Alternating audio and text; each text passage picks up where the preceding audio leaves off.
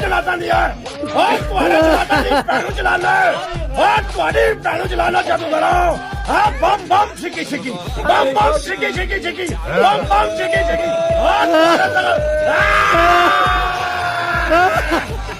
لانا پہ تھوڑا چلاتا ہے لانا پہ تھوڑا چلاتا ہے لانا پہ تھوڑے مکلا دے لانا پہ حضرات محترم، یہ آپ نے ویڈیو ملاحظہ فرمائی ہے۔ میں انتہائی درد کے ساتھ آپ سے کچھ اہم باتیں جو ہیں وہ کرنا چاہتا ہوں کہ آیا کہ ہم نے دین اسلام کو مذاق بنا لیا ہے؟ یہ جو اصلاح والی فیلڈ تھی، جو خانقاہ کی فیلڈ تھی کہ لوگوں کو علم سکھایا جاتا تھا، حضور پیرہ پیر شیخ عبدالقادر جیلانی محبوب سبحانی قطب ربانی رضی اللہ تعالیٰ عنہ، آپ نے کیا پیران عظام میں یہ چیز کا کنسیپٹ پیش کیا تھا، یا علم کا کنسیپٹ پیش کیا تھا، یا تعلیم کا کنسیپٹ پیش کیا تھا؟ یہ جتنے پیران عظام آپ کو نظر آ رہے ہیں، کیا یہ دین اسلام پر دبا نہیں ہے؟ کیا یہ دین کے لیے یہ نام تباہی نہیں ہے؟ جب دین اسلام کی بنیاد کو کھوکھلا کیا جاتا ہے ان چیزوں کو پیش کر کے اور ایسے تاثرات پیش کر کے کہ ہم جنات کو پکڑ لیتے ہیں، ہم فلاں کر دیتے ہیں، آپ کو پتہ ہے کہ جن لوگوں کو یہ تکالیف ہوتی ہیں وہ کتنے پریشان ہوتے ہیں، آپ لوگ ان کا نجائز فائدہ اٹھاتے ہیں۔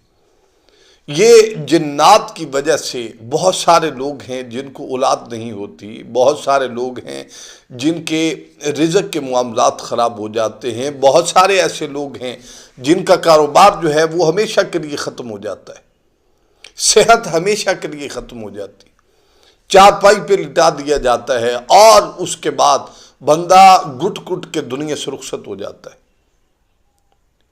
تو یہ کنسیپٹ آپ کون سا پیش کر رہے ہیں؟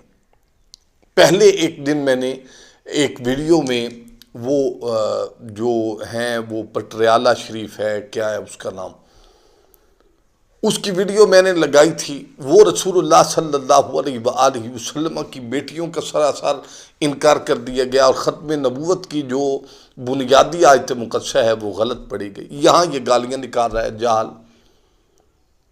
یہ بندر ٹائپ بندہ ہے اور لوگوں کو ورغلاتے ہیں، لوگوں کو دمکاتے ہیں، کیا کیا کرتے۔ تیسرا ہے وہ یہ سارے نجائز فائدہ اٹھا رہے۔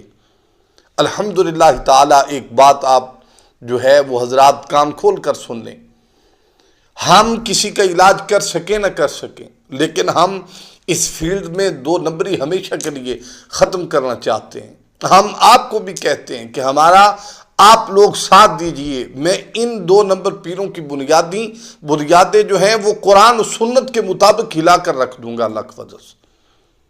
صرف کیوں کہ یہ قرآن کے لیے، یہ قرآن کے نام پر یہ دبا ہیں لوگ، یہ دین اسلام کے نام پر دبا ہیں یہ لوگ، یہ سادہ لوگوں کو دین اسلام سے دور کر رہے ہیں، اللہ رب العالمین کے گھر سے دور کر رہے ہیں، نماز سے روزے سے دور کر رہے ہیں، حج سے زکوٰۃ سے دور کر رہے ہیں۔